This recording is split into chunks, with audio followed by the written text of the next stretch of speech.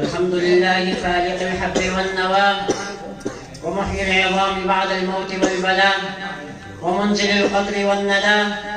أحمده سبحانه ما أعظم شأنه وأشكره على نعمه، وأشهد أن لا إله إلا الله وحده لا شريك له أسرى بعبده ليلا من المسجد الحرام إلى المسجد الأقصى، وأشهد أن محمدا عبده ورسوله خير من متئ الثرى، إمام التقى وعنوان الهدى، فصلى الله عليه وعلى آله وصحبه الأطهار الحنفاء.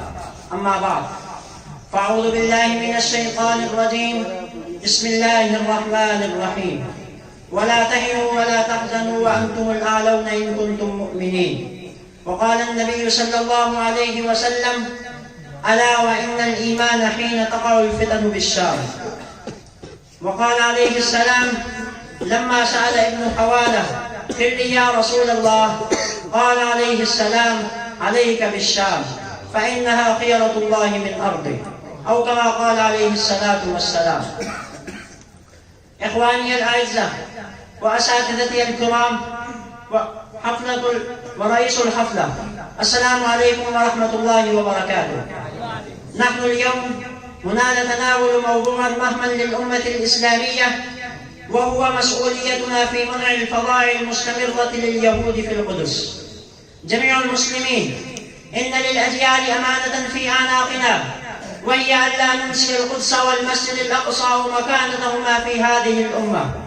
فالمسجد الأقصى ليس شأنا فلسطينيا فقط، وإنما هو شأن الأمة الإسلامية.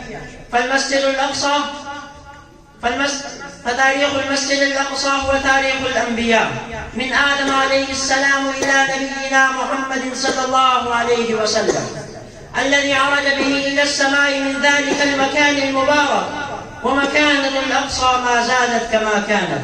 لكن يا إخوة المسلمين، إن الأمة الإسلامية قد تعرضت لمواقف محرجة منذ قرنين ماضيين، وخاصة ما يجري لإخواننا في فلسطين وغزة، أنها كم خلفت وراءها من أمهات ثاكلات، ومن زوجات مفجوعات، ومن صبية وبنات، كم تركت من قلوب مصدعات، ودموع مسفوحات، وبيوت مخربات. اللهم احفظ القدس وأهلها وارحم المسلمين في كل مكان. يا رجال الأمة، إن دعم شعب بلاد الأقصى فريضة شرعية على كل مسلم في العالم، لأن الصهاينة تقدم الدعم المالي والبشري والإعلامي والحربي إسرائيل لإبادة الشعب الفلسطيني، وهم على باطل وضلال. فعلى المسلمين أولى أن يساعدوا إخوانهم بالبذل والعطاء بسخاء وجود، لأن هؤلاء الأبطال يدافعون عن مقدساتنا وكرامتنا، والموازنة عند المحاربة عمل الأذكياء.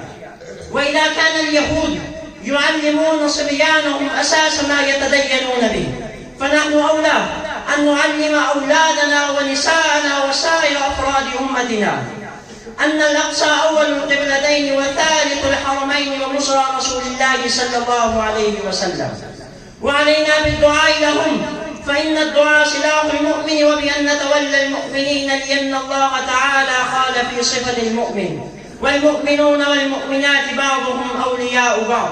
ومن لوازم الولاء أن نتألم لمصابهم والأمهم، كما قال الشاعر: أتصبر المسلمات بكل ثغر، وعيش المسلمين إذا يطيب، أما لله والإسلام حق يدافع عنه الشبان والشيب. أخيرا أستودع الله الأقصى أرضها وسماءها وأهلها الموحدين، وآخر دعوانا أن الحمد لله رب العالمين.